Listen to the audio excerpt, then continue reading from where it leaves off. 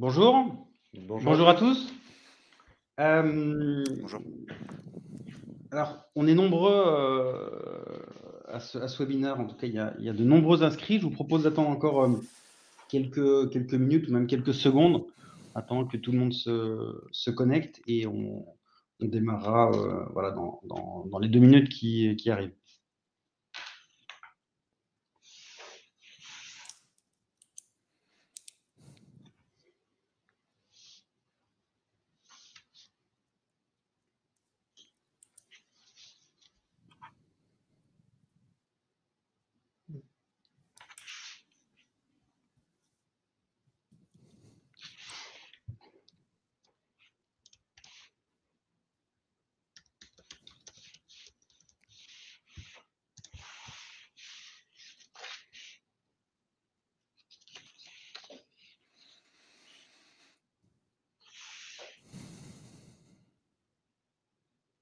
Enfin, on est déjà nombreux, je crois qu'on peut, Allez, c'est on peut parti. commencer. Je vous propose de démarrer ce webinaire donc qui sera consacré à la problématique que vous voyez affichée à l'écran, c'est-à-dire comment instaurer une relation équilibrée avec votre assureur crédit. Je suis très heureux de pouvoir animer ce webinaire dans la mesure où vous êtes très nombreux à nous écouter et on est ravis de pouvoir vous délivrer l'ensemble du travail qu'on a fait dans le cadre de ce webinaire. Et donc, on va parler d'assurance crédit, mais également ce qu'on peut apporter en plus de l'assurance crédit, finalement, pour mieux utiliser en fait cet aspect-là de couverture de crédit client. On a 1 heure au global à passer ensemble.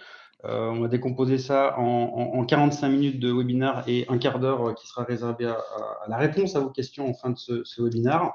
Vous pouvez d'ores et déjà poser des questions au travers du chat si vous le souhaitez, et on se fera un plaisir d'y répondre en fin de webinaire.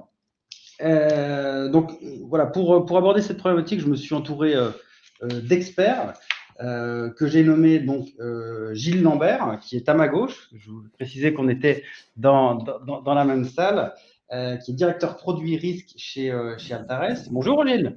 Bonjour à tous. Et également Laurent Falzoy, qui est directeur commercial et marketing chez Quote. Bonjour Laurent. Salut Pierre, bonjour à tous. Donc Laurent qui est un peu plus à distance parce que je crois qu'il est à Marseille. Donc on a vraiment deux régions de la France qui sont représentées, et moi-même donc qui m'occupe, donc Pierre Jacquier, qui m'occupe des partenariats et des alliances chez Altares. Avant de débuter et d'aborder la problématique qu'on vous propose ce matin, on va peut-être rapidement présenter peut-être les structures auxquelles on appartient. Je laisserai Laurent présenter Quote parce qu'il le fera mieux que moi. Je vais présenter rapidement Altares. Donc Altares, qui on est, qu'est-ce qu'on fait, vraiment peut-être en un mot. On est donc acteur de la data, leader de la donnée B2B en France et au Benelux et dans le monde, au travers de notre appartenance au réseau de Bra Street. Et on va en fait collecter des centaines et des centaines de sources sur les entreprises, agréger finalement les données qui vont être récupérées. On va raffiner finalement ces données pour la mettre au service de nos clients et l'ensemble des entreprises qui forment le tissu économique pour voilà, les éclairer dans leurs décisions. Et notamment, ce qui va nous animer aujourd'hui, on va produire des scores prédictifs de défaillance qui vont pouvoir voilà, permettre d'anticiper les défaillances chez vos clients et chez vos fournisseurs. Peut-être, Laurent, un mot rapide sur Quote. Oui, merci du coup Pierre. Donc Quote en quelques mots, une société qui a été créée en 2018 par 2 crédit managers. On est un éditeur de logiciels. Pour résumer, on édite un CRM dédié au crédit management. C'est une solution métier qui est modulaire, qui est composée donc de différentes fonctionnalités, une fonctionnalité de prévention des risques, fonctionnalité de gestion des relances clients et des outils d'aide à la décision. On travaille aujourd'hui avec un peu plus de 350 entreprises en France et à l'international. Ça représente plus de 1000 utilisateurs quotidiens qui se connectent tous les jours sur la plateforme. Les avantages, c'est des gains de productivité, des gains de performance sur la gestion du poste client au global. Et notre objectif, c'est de fournir finalement la meilleure solution du marché pour aider les PME et ETI françaises à faire du poste client un vrai levier de performance et de compétitivité. Ok, très bien. Donc, on va rentrer dans le vif du sujet. Peut-être avant d'aborder peut-être la première question donc pour les deux experts qui sont avec nous. Je vais peut-être vous livrer la genèse finalement de ce webinaire et de la problématique qu'on a choisi d'aborder. Quel est voilà, le fait générateur de l'heure qu'on va passer ensemble? C'est le contexte.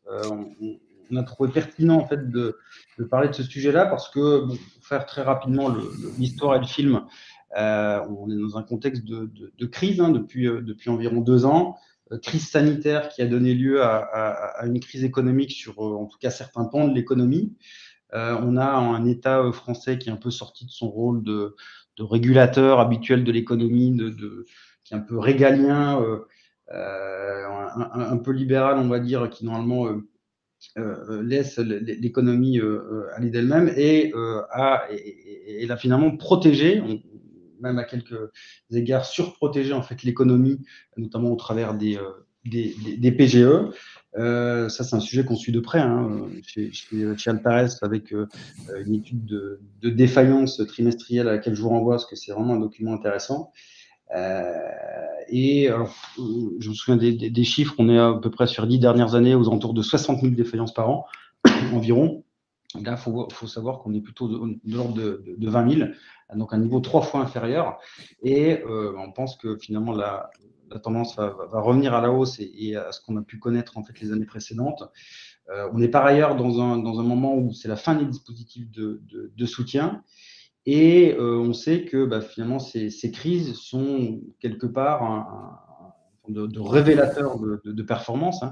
Ça va être des chocs qui vont aller remettre en cause, pour la plupart du temps, des process en entreprise. Et que dans ce momentum de recherche de performance, on pensait important le fait de parler de la gestion du poste client, de l'optimisation de ce poste-là. Et finalement, ça m'amène à la première question pour vous, Gilles et Laurent. En quoi finalement c'est ce contexte de crise successive, parce qu'il y en a une supplémentaire encore avec la crise géopolitique dont je n'ai pas parlé, ça rend finalement le pilotage, l'optimisation du pilotage du poste client de plus en plus stratégique et au-delà de la stratégie qui est un peu la vision à long terme, est-ce qu'il n'y a même pas un degré d'urgence qu'on peut ajouter à cela? Gilles. Oui, merci beaucoup, Pierre. En effet, c'est bien de le rappeler, lorsqu'on avait réfléchi à ce webinaire avec nos amis de Quote, il n'était pas encore question de guerre en Ukraine et on était plutôt à se poser la question de comment on allait gérer la reprise. Parce qu'on sait que dans le cadre de reprise économique, il y a une nécessité à gérer le cash parce qu'il y a souvent des décalages qui se font à ce moment-là et des retards de paiement qui progressent de ce fait. Et du coup, on était effectivement au départ sur cette approche-là. Aujourd'hui, malheureusement, on n'est plus du tout dans ce contexte. Et tu fais bien également de le rappeler, si on regarde les derniers événements, on est passé des gilets jaunes à la guerre en Ukraine, sans comparaison possible bien évidemment, mais très factuellement, une entreprise qui doit faire du chiffre d'affaires, une entreprise qui doit dégager du résultat, qui doit avoir la trésorerie pour pouvoir survivre au quotidien, ne peut qu'être impactée par ces différents crises successives. Ça, c'est évident. Donc, il y a forcément des conséquences, mais notre chance, c'est d'avoir effectivement des entreprises qui sont en capacité d'adaptation. Aujourd'hui, on va appeler la résilience, pour utiliser le terme à la mode. Et on pense que justement, un de ces axes de résilience, c'est l'optimisation du poste client. Pour nous, ça nous paraît effectivement assez clair. En tout cas, nous, Altares, de ton côté, Laurent, au niveau de Quote, est-ce que tu partages cette analyse? Oui, très clairement, effectivement, en tant qu'éditeur de logiciel dédié au poste client, on partage tout à fait cette analyse. Alors moi, je suis pas expert effectivement en macroéconomie, donc l'analyse, on va dire, des crises successives. Je lis les études effectivement que vous publiez qui sont très intéressantes.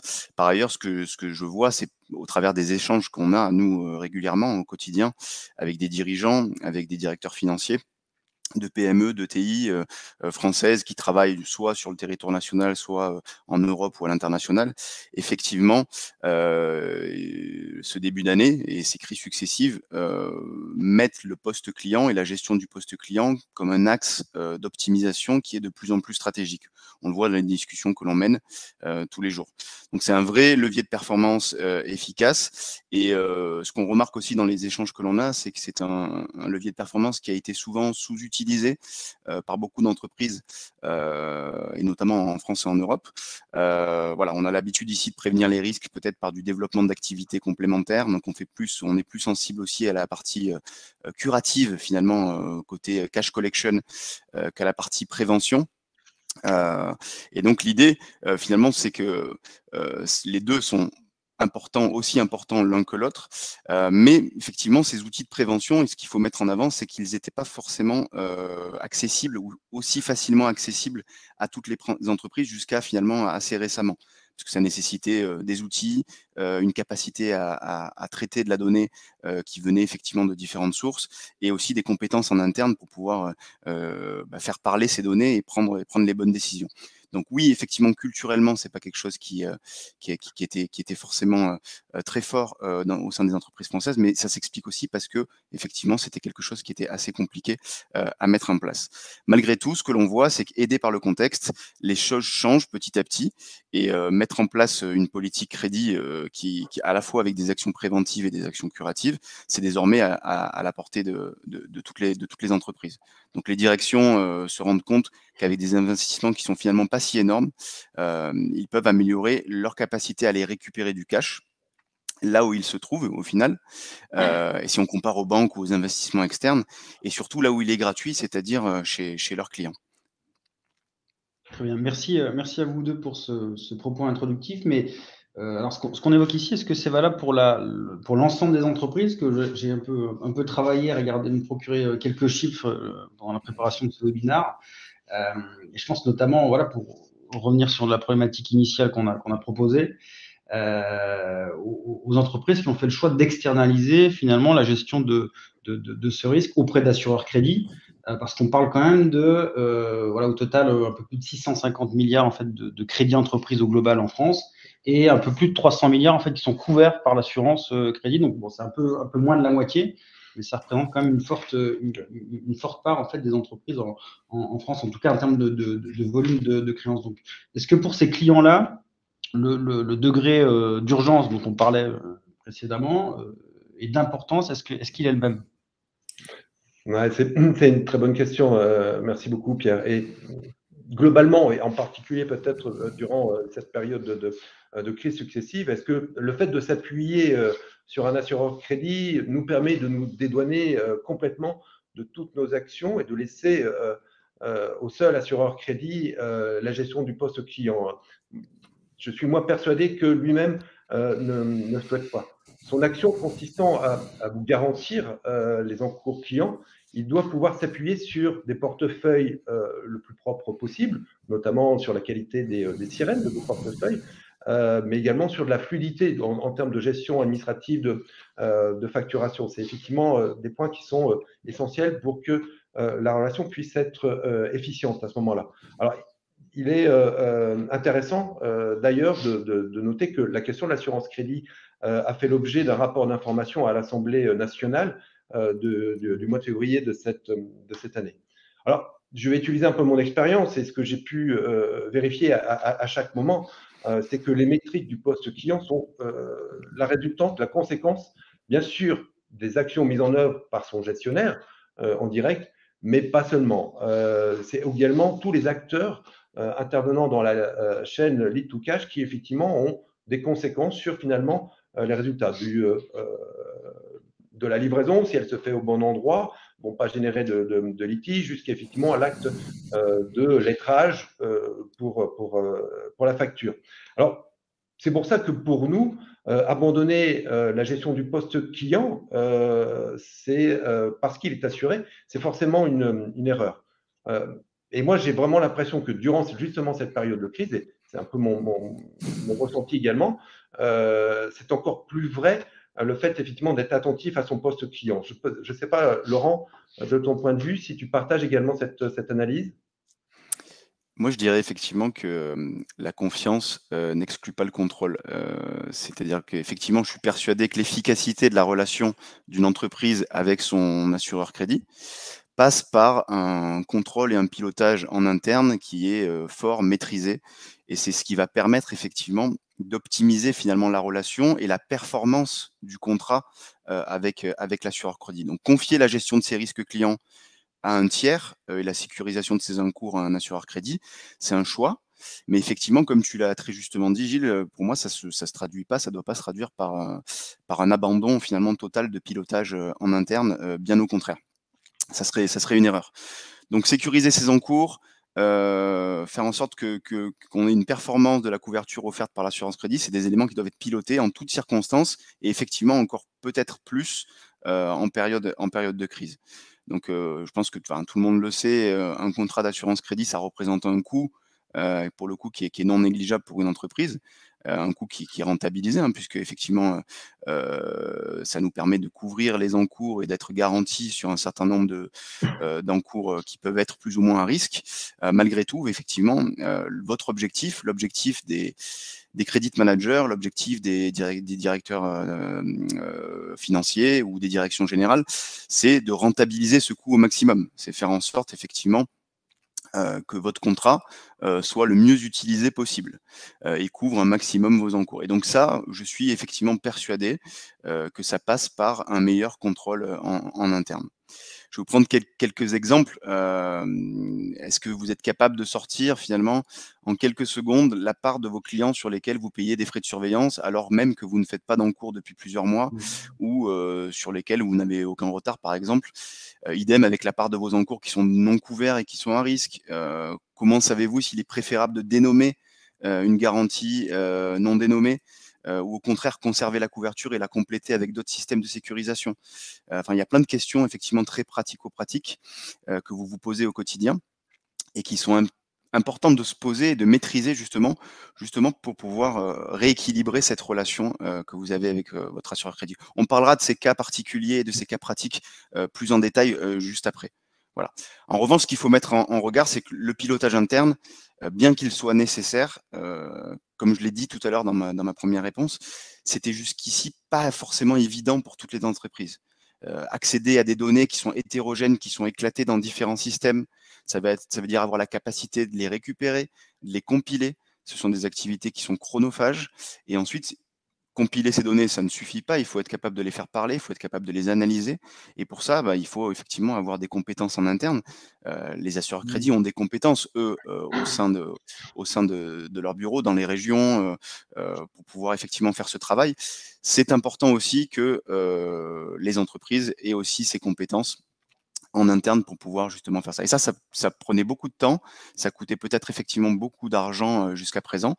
Et on pense maintenant qu'avec le couple solutions technologiques, data, effectivement, on vient en complément de l'assurance crédit avec des solutions qui sont économiques et qui sont surtout très, très performantes.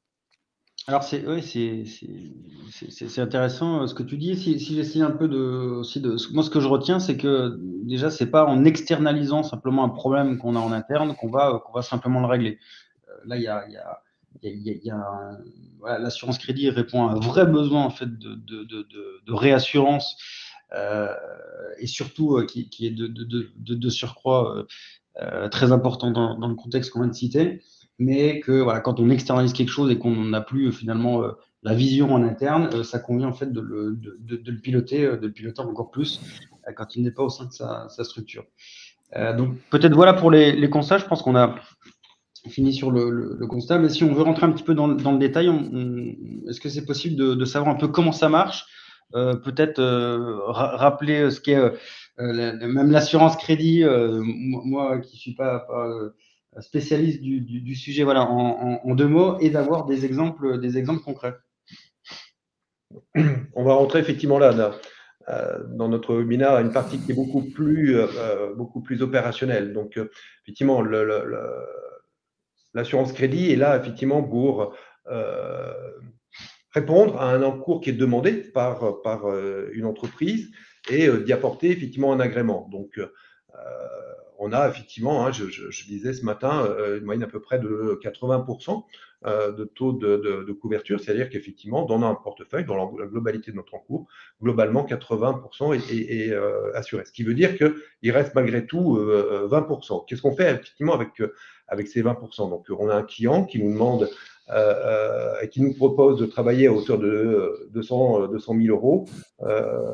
Retour de l'assurance crédit, on autorise 50 000. Qu'est-ce qu'on fait effectivement des 150 000? Donc, c'est effectivement, je dirais, la vie, c'est un cas pratique, c'est la vie quotidienne. Donc, effectivement, là, on va opposer plusieurs attitudes. La première peut être vous savez qu'on ne peut pas refuser une affaire, donc de mettre des conditions restrictives, le fameux m'excuserez pour l'expression, mais paiement au cul du camion, c'est une des approches possibles pour répondre à ça.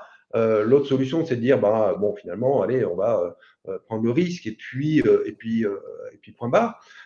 Nous, ce qu'on va effectivement envisager, c'est peut-être une troisième voie possible. Alors, effectivement, après, il y a toujours cette notion d'arbitrage et de négociation avec l'assurance crédit qui est possible en demandant effectivement un arbitrage supplémentaire, mais encore faut-il avoir des éléments pour pouvoir négocier aussi auprès de son assureur.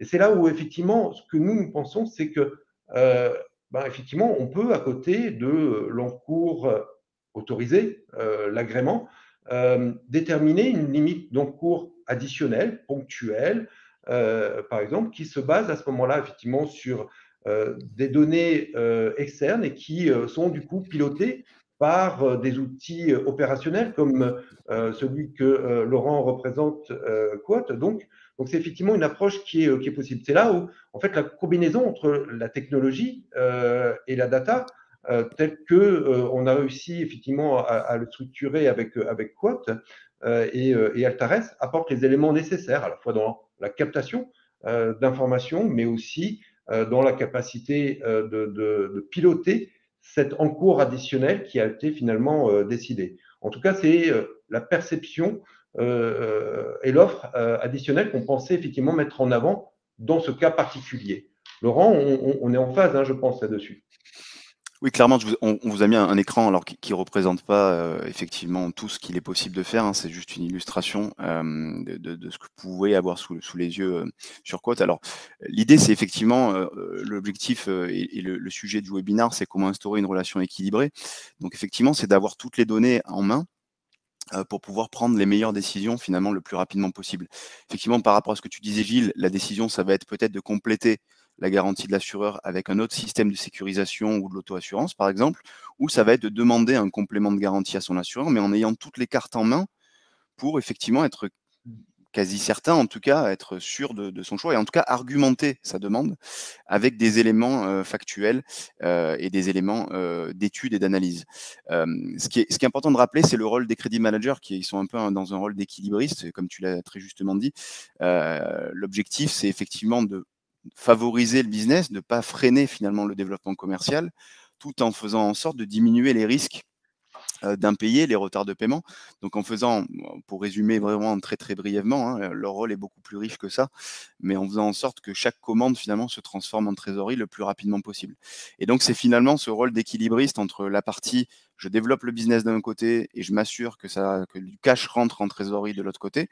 On va évidemment leur donner sous les yeux, dans un outil unique, toutes les données pour pouvoir prendre les meilleures décisions. Parce qu'effectivement, c'est des décisions qui doivent être prises au quotidien, voire même parfois plusieurs fois par jour, client par client, de savoir est-ce que là, je freine mon business et dans ce cas-là, comment est-ce que je me couvre bien? Est-ce que mon assureur va me suivre? Oui ou non?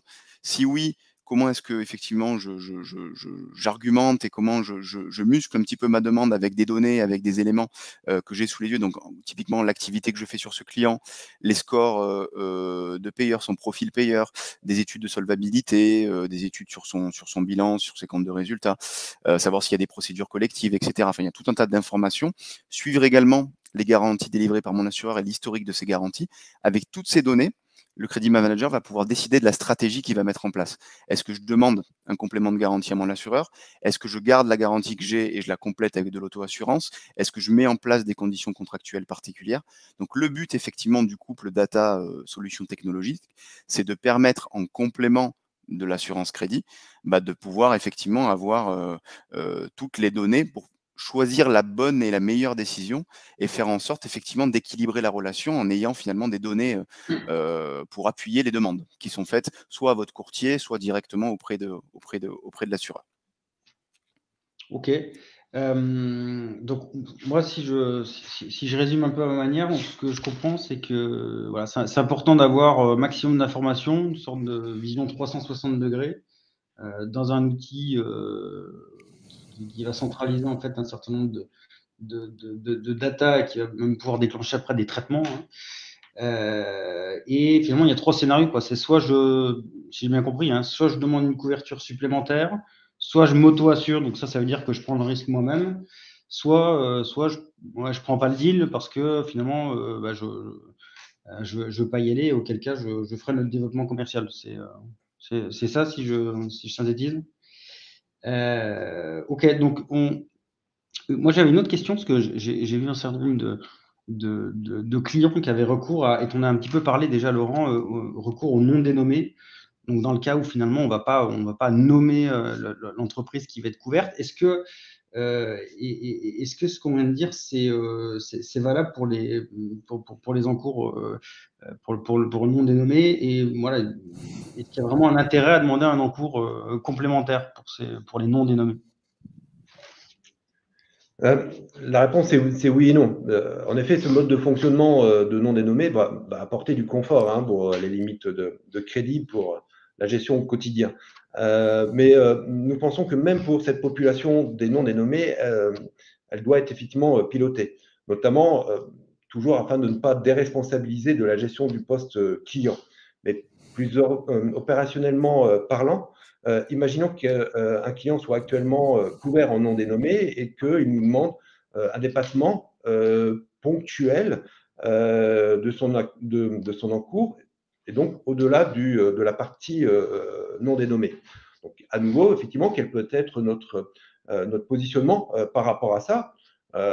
On peut effectivement dire, on va viser la sécurité, on va effectivement tout de suite aller demander l'agrément et on verra effectivement quelle est la décision de l'arbitre par rapport à cette augmentation ponctuelle. L'autre possibilité, c'est effectivement, on a effectivement pas mal de clients qui utilisent ce mode de fonctionnement, c'est d'aller consulter l'information au préalable, de vérifier effectivement s'il n'y a pas un risque à demander un agrément supplémentaire et de se positionner à ce moment-là, ce qui effectivement peut éviter un certain nombre de coûts et de charges et de temps en termes de gestion. Donc c'est aussi une possibilité, une orientation que nous avons, et toujours effectivement en cela aidé par un pilotage global qu'apporte Quote. En tout cas, c'est notre vision là aussi. Je pense qu'on est assez aligné là-dessus, Laurent. Oui, moi, c'est à peu près effectivement la même réponse que tout à l'heure. Encore une fois, l'outil effectivement est un outil d'aide à la décision et au pilotage. Donc le non dénommé on va dire, une situation particulière. Ce que je rencontre effectivement beaucoup, c'est ce qu'il faut pas perdre de vue, c'est qu'effectivement là on est entre nous, c'est quelque chose que l'on fait au quotidien. Il y a dans certaines PME, certaines entreprises françaises, des gens qui effectivement sont peut-être moins experts de ces sujets-là et donc ont besoin effectivement d'informations et d'aide à la décision pour savoir effectivement à quel moment je suis couvert donc par mon non dénommé qui est en général négocié contractuellement. Et est-ce qu'effectivement, je peux demander une augmentation de garantie au risque de le perdre ou est-ce qu'effectivement, je vais la garder en complétant ou en prenant le risque possiblement. Il y a eu une question dans le chat, j'y répondrai plus longuement à la fin, mais ça me permet effectivement de rappeler aussi le rôle de conseil des courtiers, par exemple, qui ont aussi ce rôle de conseil. Alors, pas toutes les entreprises assurées crédit passent par des courtiers, certaines sont en direct, mais en tout cas, effectivement, il existe des métiers qui sont là et qui ont un rôle de conseil justement pour orienter les personnes. Ce qui veut dire que effectivement, ce type de solution technologique data ne vient pas en concurrence d'un courtier ou mais encore une fois, c'est complémentaire, et ce qui va permettre de faciliter la relation, d'aider la relation, et ce qui va pouvoir également donner entre guillemets, des armes au courtier aussi, pour derrière aller pouvoir défendre le dossier de son client. Donc voilà, le non dénommé, c'est un cas spécifique. Encore une fois, le couple data solution technologique, je parle de Quote parce que ça me concerne, mais quelle que soit la solution technologique qui intègre de la donnée, est intéressant dans effectivement le complément que ça apporte pour une relation soit directe avec son assureur crédit, soit une relation avec un courtier qui derrière va faire le lien avec l'assureur crédit. Très bien. Donc, je comprends bien maintenant. C'est très, très instructif en tout cas pour moi. J'espère que ça l'est aussi également pour l'assistance. Donc je comprends bien maintenant voilà, l'intérêt de tout ça à l'entrée en relation, donc plutôt pour des décisions d'octroi de crédit, hein, si je ne me trompe pas. Mais alors pour le recouvrement, si je pense un peu aux relances qu'on peut faire aux clients sur le paiement des créances, ça change rien. En fait, c'est à mon sens, effectivement, au contraire, très, très bénéfique. De par le fonctionnement du contrat d'assurance crédit, vous avez un délai maximum avant, effectivement, de communiquer une facturation non payée par votre client. Et c'est finalement quelque chose de très bénéfique. Parce qu'il n'y a rien de pire pour les trésoreries de nos clients et des entreprises que ces factures qui traînent en longueur et qui pénalisent effectivement le développement, voire parfois même la remise en cause de la pérennité des entreprises. On sait qu'une entreprise sur 4 défaille à cause de problèmes de règlement du côté de ses clients. Par contre, effectivement, passer ce délai, au moment où vous communiquez ces dossiers, forcément, ça augmente très sensiblement beaucoup. Et ça peut aussi avoir un impact sur le taux de prime. Plus vous allez effectivement, durant une année, avoir des dossiers à transmettre à votre assureur crédit, plus effectivement, votre poste client sera difficilement compatible avec un taux de prime peut-être relativement bas. Et ça fera effectivement une situation assez inconfortable dans la météo du contrat, si on peut l'exprimer effectivement ainsi. Alors, dans le monde Actares, il y a une spécificité qui s'appelle le PEDEX, qui est l'analyse du comportement de paiement, qui est donc une donnée qui est utilisée et intégrée dans Quote, qui permet de mesurer quelle est l'attitude de paiement d'une entreprise vis-à-vis de ses fournisseurs. Et ce qu'on propose dans ce cadre-là, de manière très opérationnelle, c'est de faire une comparaison entre l'attitude de paiement d'une entreprise vis-à-vis de ses autres fournisseurs à ce que nous-mêmes on subit. Et peut-être en macro-règle, de manière assez basique, si donc on indique effectivement que le PEDEC, le comportement de paiement de cette entreprise est très mauvais et qu'en plus on est en retard, ce client est en retard de manière assez conséquente, on se dit effectivement je risque de devoir déclarer ce dossier à mon assureur, je vais peut-être enclencher une stratégie de recouvrement beaucoup plus rude, beaucoup plus musclée pour essayer effectivement de solutionner le dossier avant le délai fatidique. Et à l'inverse, si effectivement ce client qui nous fait beaucoup de retard paye plutôt correctement les autres, on va peut-être à ce moment-là plutôt revenir vers le commercial et se mettre plutôt en mode litige. Et on va se dire, effectivement, on a une possibilité de récupérer. Mais en tout état de cause, effectivement, cette relation que nous avons data et technologie permet l'amélioration de la gestion du poste client. Et donc, cette fluidité, cette clarté au niveau du poste client permet aussi d'avoir des relations beaucoup plus sereines avec son assureur crédit et bien évidemment son courtier. Tu avais raison de le préciser. Peut-être qu'on pourra évoquer ce point-là en conclusion. D'ailleurs, c'est un point qui est extrêmement important. Tout à fait.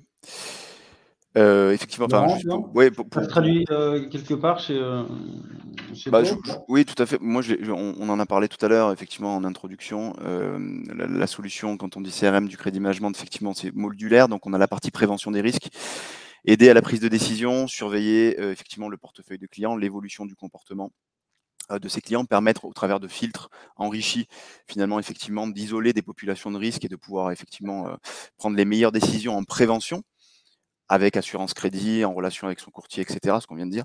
Derrière, effectivement, il y a aussi le module de relance client. Et prévention, recouvrement, c'est les deux faces d'une même pièce. C'est ce qu'on disait en introduction. Donc, effectivement, je le répète par rapport à ce que je disais tout à l'heure, le rôle des crédit managers ou des personnes qui exercent ces missions au sein des entreprises, parce que pas toutes les entreprises ont des crédit managers en tant que tels, c'est l'équilibre entre business et encaissement de l'autre côté. Et donc, ce point de vue-là, effectivement, les stratégies de relance ont toute leur importance finalement, en plus de la prévention. Donc, comme tu l'as très justement dit, Gilles, effectivement, en fonction des dossiers à transmettre, le but, effectivement, c'est de limiter ces dossiers et de faire en sorte que les factures soient lettrées, on va dire, dans les délais ou en tout cas avant qu'elles soient hors délai, ce qui permet effectivement de faire des économies en bout de chaîne et puis d'avoir du cash frais en trésorerie. Et donc pour cela, en plus de la prévention, on va pouvoir venir adapter des scénarios personnalisés qui sont adaptés aux différentes typologies de clients, que ce soit des grands comptes, que ce soit des nouveaux clients, que ce soit des clients à risque, bons payeurs, mauvais payeurs, des clients bons payeurs, etc. Donc on va pouvoir avoir plus ou moins de souplesse en fonction des typologies, allouer des scénarios, mettre en place finalement un planning de relance pour les chargés de relance, que ce soit en centrale ou par agence, par exemple si vous avez plusieurs bureaux qui sont géographiquement éparpillés, en tout cas disposés sur le territoire. Et donc chacun a son planning, chacun a ses stratégies de relance. Et ce qui est important, encore une fois, dans un outil d'aide à la décision, c'est pas que ce soit gravé dans le marbre, mais c'est bien qu'au travers des informations qui continuent d'évoluer au quotidien, on puisse remettre en question les stratégies qu'on a mis en place. Donc effectivement, si une information me vient aux oreilles concernant un client, je vais pouvoir adapter ma stratégie de relance pour peut-être la muscler un petit peu plus, justement parce que je me suis aperçu d'une situation particulière, ou au contraire laisser cours au scénario tel qu'on l'a défini. Donc oui, la relance est importante, la stratégie de cash collection est importante, elle n'est pas plus importante ou moins importante que la partie prévention des risques. Encore une fois, c'est deux aspects qui sont les deux faces d'une même pièce, et c'est ces deux aspects forts qui font finalement une stratégie globale de gestion du poste client qui est efficace et performante. C'est ce qu'on a essayé de traduire effectivement au travers de notre solution et dans les différents partenariats que l'on fait, notamment avec Altares, mais également avec du coup la relation avec les assureurs crédits. Très bien, c'est très clair en tout cas en ce qui me concerne. Donc je vois bien donc l'analogie que tu prends là, sur les deux faces d'une même pièce, c'est assez parlant, et donc, il y a vraiment une approche qui est à la fois préventive et curative, hein. Donc on vise vraiment à optimiser l'amont, mais aussi l'aval dans un processus global d'order to cash. Et je vois bien ce que ça peut apporter pour avoir travaillé en plus quelques années dans une direction financière sur vraiment les KPI financiers. Mais est-ce que il y a peut-être d'autres est-ce qu'on a fait le tour de la question, ou est-ce que pour vous il y a d'autres intérêts à l'approche qu'on est en train de proposer? Gilles? Très clairement, non. Alors, effectivement, on va là insister sur l'activité commerciale, mais il y a également d'autres intérêts à ce triptyque, tel qu'on le présentera en conclusion. Effectivement, concernant le développement commercial, le premier intérêt évident, c'est cette capacité à pouvoir dépasser l'encours qui est préconisé. Et donc ça, c'est mathématiquement immédiat. On augmente effectivement le chiffre d'affaires possible pour nos entreprises, tout en maintenant malgré tout une certaine sécurité sur ce dépassement de l'encours au niveau de l'assurance crédit. Après, c'est peut-être parce que j'ai cette culture commerciale, mais il faut aussi imaginer quelle peut être la frustration d'un commercial lorsqu'il a travaillé pendant 6 mois, 9 mois sur un dossier, et qui, au moment de passage de commande, on lui dit non, notre assureur refuse tout ou partie. Je vois que Pierre est d'accord avec moi parce qu'il a aussi cette culture commerciale. C'est vraiment quelque chose qui peut être très frustrant, très gênant, qui va également alimenter toujours ces discussions entre la finance et le commerce. Et on sait effectivement que le poste de credit management est de ce côté-là parfois assez délicat. Alors, là encore une fois, cette combinaison de data et outils logiciels pour effectivement piloter tout ça va permettre d'obtenir l'information en amont et donc de dire à notre commercial, non mais sur ce dossier-là, il faut que tu arrêtes tout de suite parce que de toute façon, on n'ira pas jusqu'au bout on va avoir un problème au niveau de la prise de commande ou alors tu évoques dès à présent un paiement par anticipation. Ou alors effectivement de lui dire, parce que ça aussi, ça fait partie de la fonction credit management, ce dossier-là, vas-y à fond, il y a un beau potentiel, on sait que c'est une entreprise qui est solvable, donc on n'aura pas non plus de soucis au niveau de l'agrément assurance crédit, donc va faire du bon business avec cette entreprise. Donc voilà, c'est effectivement pour nous aussi, en dehors des métriques financières qui sont souvent évoquées dans le cadre de ce type de webinaire, il faut aussi prendre l'orientation commerciale. On est sur un métier sur opportunité et risque avec le credit management. C'est notre vision des choses. Là encore, je pense que c'est assez facile de travailler avec nos amis de Quote parce que je pense que tu partages cette impression, Laurent. Oui, c'est clairement une des possibilités. Effectivement, la partie commerciale est effectivement importante au-delà du pilotage du poste client en tant que tel. On l'a vu sur la partie prévention des risques, on en a parlé sur la partie recouvrement des créances clients.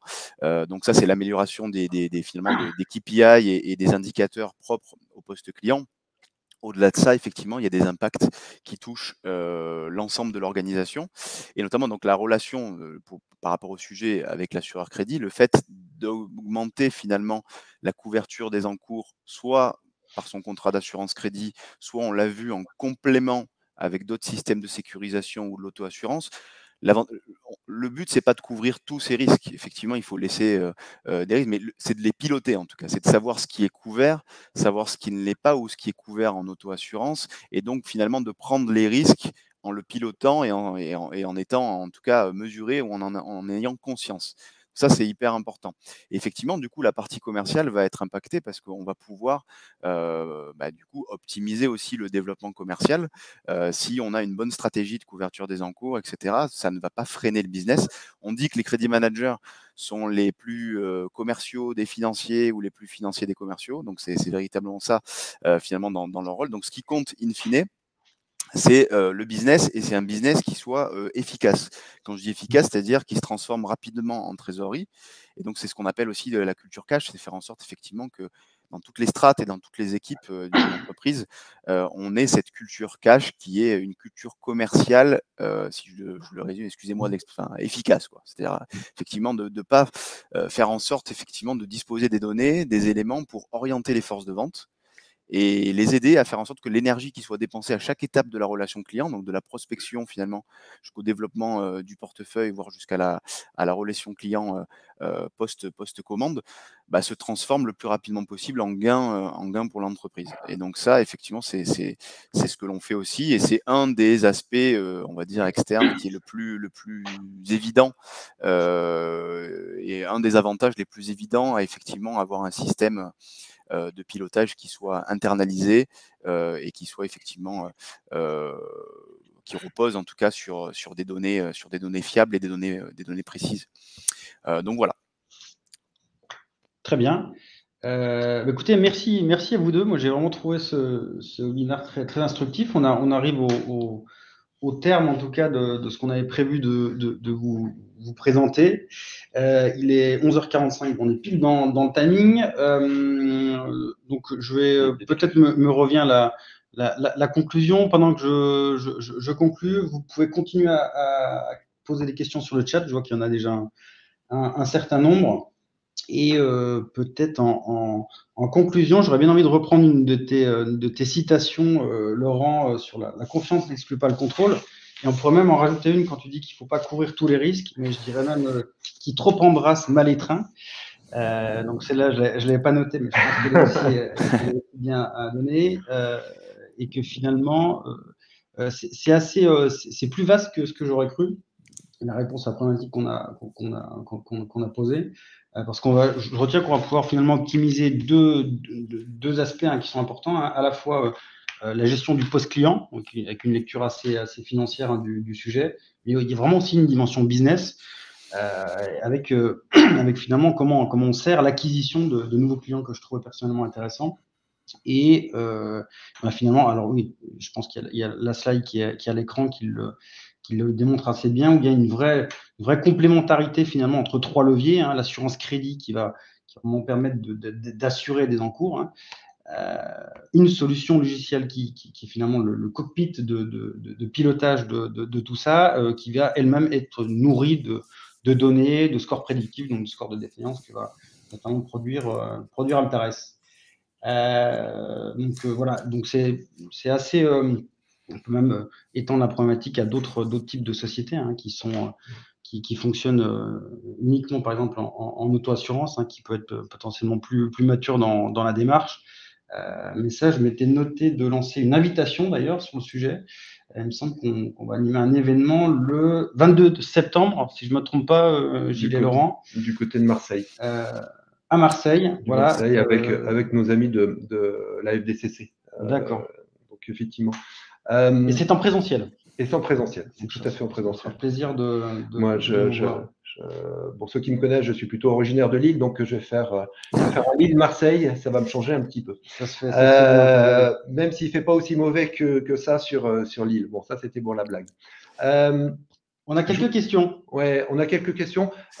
J'aimerais effectivement reparler de cette partie courtier. Alors, nous, le scope qu'on a pris durant ce webinaire, c'est une entreprise assurée crédit, comment elle peut effectivement optimiser. Et c'est un scope que nous avons décidé. Bien sûr, cette combinaison data et technologie peut fonctionner également dans d'autres systèmes d'organisation. Et on n'est pas en train de dire assurance crédit, c'est la solution ultime ou c'est la solution la pire. On est, nous, là-dessus, effectivement, très humble, et ce sont des choix d'entreprise qui doivent se faire.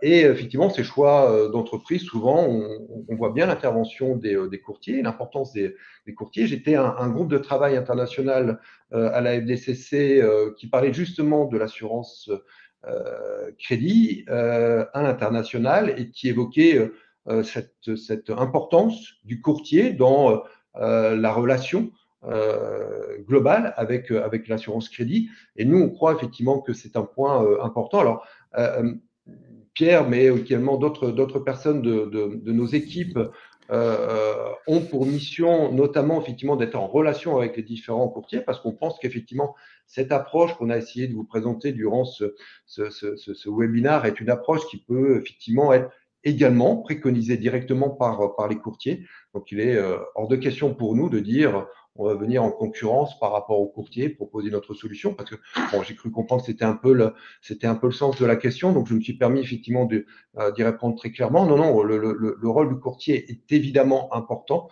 et à tel point que nous, Altares, on a effectivement des contacts, des collègues qui sont en relation avec les différents courtiers dans la France entière. Donc ça, c'est effectivement un point qui est important. Oui, ça me permet, parce que la question était destinée effectivement à Quote, donc question d'Antoine. On me prête un discours orienté. Ce qu'il faut savoir effectivement, c'est de la même manière, on travaille avec tous les courtiers. Dans Quote, vous avez un menu courtier en fait qui s'appelle broker ou courtier, en fonction de la langue que vous utilisez, qui va permettre effectivement de faciliter les échanges avec votre courtier, les demandes d'intervention, demandes d'arbitrage, etc. Encore une fois, l'outil vous compile des données internes propres à votre entreprise, vient y agrémenter avec des données externes. Et le but, c'est que vous ayez toutes les données justement pour pouvoir prendre des décisions historisées, centralisées dans un seul et même outil qui est pensé pour ça. Encore une fois, ça ne remplace pas ni le crédit manager, ni le courtier. Au contraire, c'est un outil d'aide à la décision et d'aide à la relation. Donc effectivement, le but, c'est d'historiser toutes vos demandes avec votre courtier. Vous avez un système de messagerie qui permet effectivement, plutôt que d'avoir les échanges dans une boîte email ou directement peut-être par téléphone, d'avoir tout historisé dans Quote. Si vous recherchez un dossier, si vous recherchez une demande d'arbitrage qui a été faite, tout est historisé et on travaille avec tous les courtiers. Effectivement, Quote fait partie d'un groupe alors, qui s'appelle, je rectifie un petit peu ce qui a été mis du coup sur le chat, qui s'appelle le groupe Candide, dans lequel effectivement il y a Delta Assurance qui est un courtier en assurance, mais ce sont deux activités qui sont séparées. Et donc nous, on travaille effectivement avec l'ensemble des courtiers de la place, en tout cas avec toutes les entreprises et donc tous les courtiers. On n'a pas vocation à vendre du courtage en assurance, on vend un logiciel, on est éditeur de logiciel. Et donc peu importe l'entreprise et sa situation, qu'elle soit assurée crédit ou non, qu'elle utilise un courtier ou non, on va être capable de lui proposer des modules, des fonctionnalités et une solution qui est adaptée finalement à son organisation. Voilà. Okay. Il y a une question de Marie-Laure.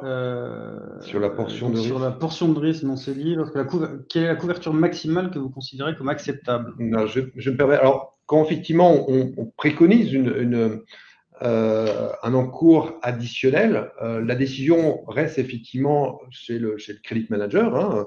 Il va effectivement pour cela prendre un certain nombre d'informations. Et bien sûr, le premier élément, ça va être la solvabilité. Une entreprise qui n'a absolument pas de solvabilité, forcément, on va conseiller un encours à 0 et en fonction du niveau de solvabilité, l'encours peut monter. Et l'autre paramètre important, c'est sa surface financière. Plus effectivement la surface financière est importante, plus l'encours possible, à ce moment-là préconisé, sera important. On va rajouter chez Altares, c'est notre spécificité, une troisième dimension qui concernée par le comportement de paiement. On va pouvoir être en capacité de dire, attention, cette entreprise paye régulièrement ou irrégulièrement, ou elle a tendance à payer parfois au-dessus de 90 jours, ou au contraire, elle a un grand respect de ses fournisseurs, ce qui permettra de rajouter effectivement soit quelques euros à l'encours possible additionnel, soit de préconiser tel ou tel mode de paiement, par exemple. Donc voilà, effectivement. Mais globalement, c'est l'encours est décidé en fonction de sa solvabilité et de la surface financière. Laurent, tu as peut-être... Non, mais je n'aurais pas dit mieux. Effectivement, c'est difficile de sortir un taux ou un chiffre qui soit le même pour toutes les organisations. La logique derrière, c'est l'importance du pilotage pour en fait effectivement couvrir au maximum de ce qu'il est possible efficacement. Effectivement, ça ne sert à rien d'être couvert sur des clients bons payeurs sur lesquels effectivement la solvabilité est bonne et pour lequel on n'a pas de retard. Ou en tout cas peut-être ça sert à rien d'être couvert au maximum sur ces clients-là. En revanche, il faut pouvoir réagir si la situation se dégrade. Comme c'est intéressant de voir sur un portefeuille important les situations clients sur lesquelles la couverture pourrait être optimisée. Alors soit directement via l'assureur crédit, soit comme on le disait en complétant finalement la garantie de l'assureur par d'autres systèmes de sécurisation ou de l'auto-assurance. Et là encore, finalement, quand je suis en auto-assurance, le risque, il est porté par l'entreprise. Donc forcément, on accepte le risque. Ce qui est important, c'est pas forcément qu'on soit sécurisé à 100%, mais c'est simplement de le piloter et d'être capable finalement de l'optimiser. Alors pour certaines entreprises, ça va être 60%, d'autres 70%, enfin, ça va dépendre effectivement des situations. Mais l'important, c'est d'avoir les outils et d'avoir les systèmes de surveillance qui vont permettre finalement de tirer profit au maximum de la couverture des risques pour ne pas freiner le business, justement, favoriser le développement commercial tout en sécurisant au bon niveau, à la juste mesure finalement, les risques. Et donc ça, c'est pas effectivement, comme le dit Marie-Laure, c'est pas une couverture à 100% de tous ces risques. Et donc ça, cette décision est propre à chaque crédit manager. Ça va dépendre de votre organisation, de votre stratégie, etc. Encore une fois, l'outil ne vient pas vous remplacer et vous proposer des décisions, mais vient vous donner les informations pour que vous preniez la meilleure décision en connaissance de cause et avec toutes les données nécessaires pour prendre la meilleure décision le plus rapidement possible. Et donc pareil pour les procédures collectives, parce que Marie-Laure a posé une autre question sur les procédures collectives. Donc là, on n'invite pas forcément, mais on vient alerter en fait, effectivement, si sur un client donné, la situation se dégrade ou une procédure collective est déclarée, effectivement, il va y avoir une alerte qui va, encore une fois, laisser toute la liberté à la personne en charge dans l'entreprise de prendre les décisions qui s'imposent. Mais là, encore une fois, l'outil ne prend aucune décision à la place de qui que ce soit. Mais oui, on vient vous alerter et on vous dit attention, la situation sur ce client. Mais c'est la même chose pour son profil payeur, pour son comportement de paiement, pour sa solvabilité. Donc, vous avez des systèmes d'alerte en fait avec comment on pourrait dire, des sondes un petit peu qu'on positionne et qui vont vous permettre effectivement de ne pas passer à côté d'un risque. Après, libre à vous de le traiter de la façon dont vous souhaitez le traiter. Voilà. Mais en tout cas, J'ai voilà. peut-être un petit complément, Laurent, si tu Oui, je t'en permets, prie. effectivement, sur les procédures collectives. Tu fais bien de le rappeler. Finalement, c'est pas parce que l'entreprise est rentrée en procédure qu'on est obligé d'arrêter de travailler avec cette Non, entreprise. pas du tout. Certes, les factures passées et les encours passés à date de la procédure sont gelés. Mais on peut effectivement éventuellement continuer à travailler avec une entreprise suivant d'autres conditions. Hein. Là-dessus, je pense que les credit managers sont au fait de tout ça. Je rajouterais peut-être un point qui est, pour le coup, excusez-moi, un peu de pub, mais on a développé un score de survie qui nous paraissait effectivement important parce que alors on ne sait pas de quoi demain sera fait. Est-ce qu'il y aura ce tsunami des défaillances? On n'y croit pas trop, mais on sait qu'il y aura de toute façon une croissance des défaillances, ça c'est à peu près certain. Et du coup, effectivement, la question va se poser de est-ce que je continue à maintenir une relation ou pas avec telle entreprise rentrée en procédure collective? On a aujourd'hui un outil qui est le score de survie Altares qui permet de savoir effectivement si vous avez, cette entreprise a 90% de chances de malheureusement tomber en liquidation ou au contraire 5 ou 10%, et c'est peut-être juste un mauvais moment à passer et qu'après on pourra reprendre la relation commerciale traditionnelle.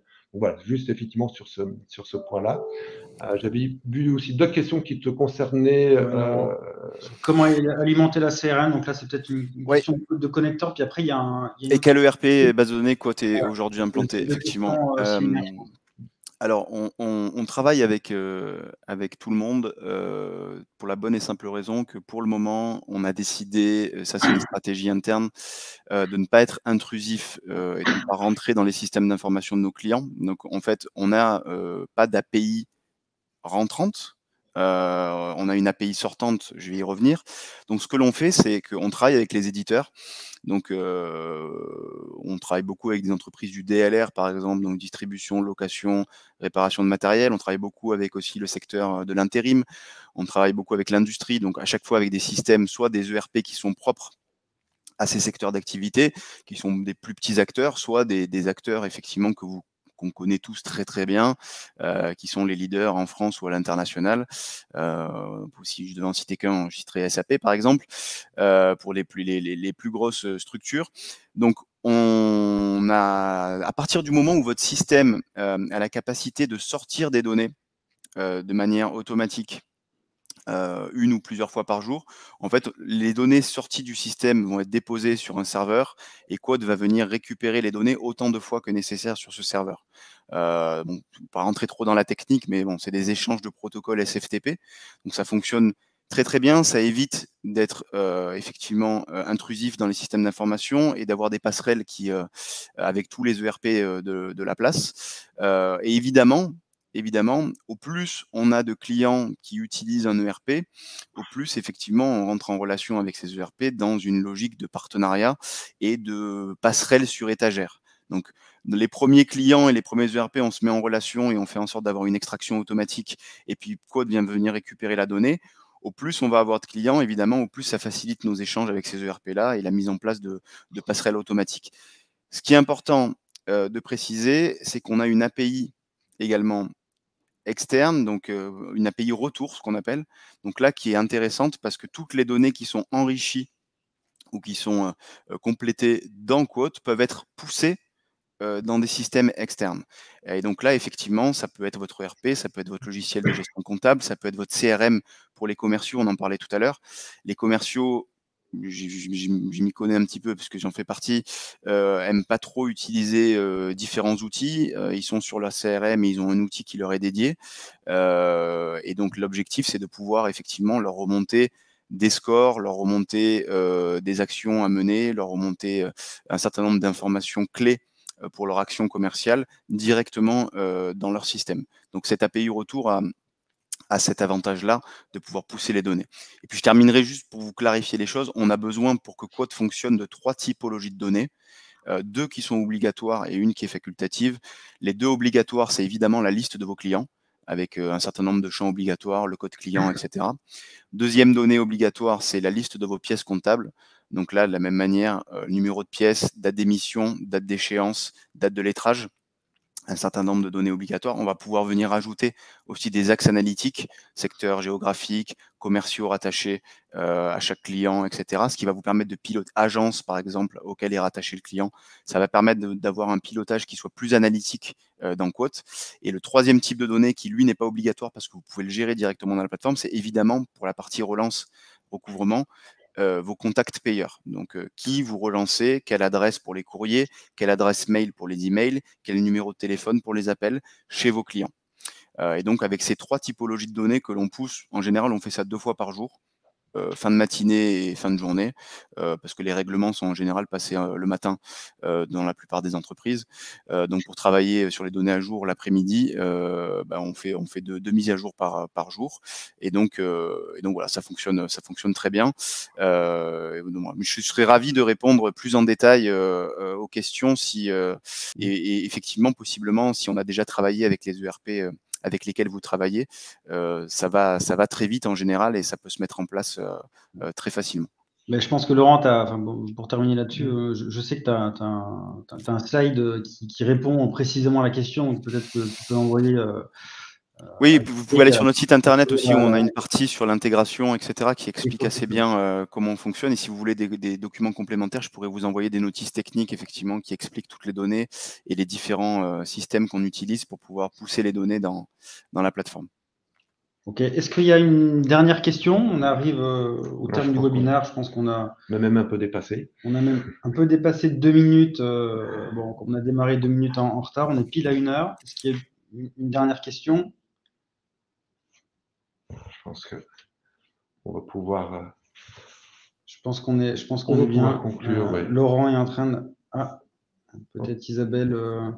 En tout cas, c'était un échange très sympathique. Je tiens à remercier Laurent et Pierre. C'était vraiment un bon moment passé et j'espère qu'on a été vraiment à la fois opérationnel dans nos explications et pertinent. Donc, merci beaucoup à tous. Merci à tout le monde. Merci à tout le monde. Bon appétit et merci Gilles et Pierre. C'était comme d'habitude très agréable. Bonne continuation à tous. À bientôt. Prenez soin de vous. Merci. Merci. Au revoir. Au revoir.